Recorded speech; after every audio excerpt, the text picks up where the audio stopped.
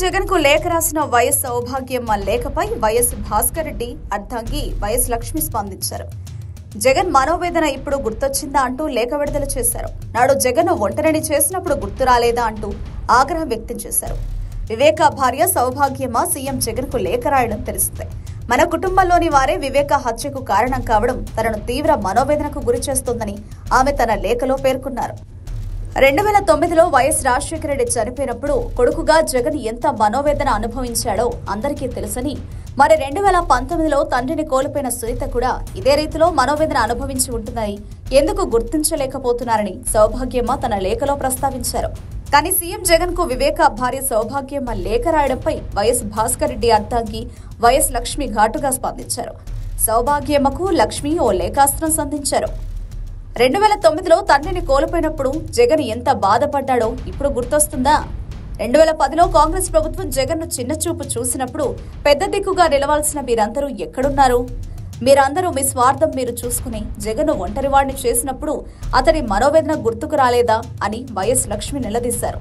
అంతేకాదు 2011లో విజయమ్మపై వివేకాను పోటీ చేయించినప్పుడు జగన్ మనోవేదన గుర్తుకు రాలేదా?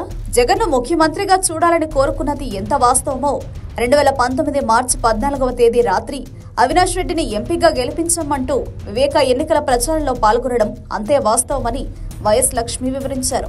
ఈ విషయం మీ కుమార్తె సునీత కూడా వెల్లడించింది. కానీ ఇప్పుడు మాట మార్చుతూ ఎంపీ టికెట్ కోసమే హత్య జరిగిందని అంటున్నారని మండిపడ్డారు.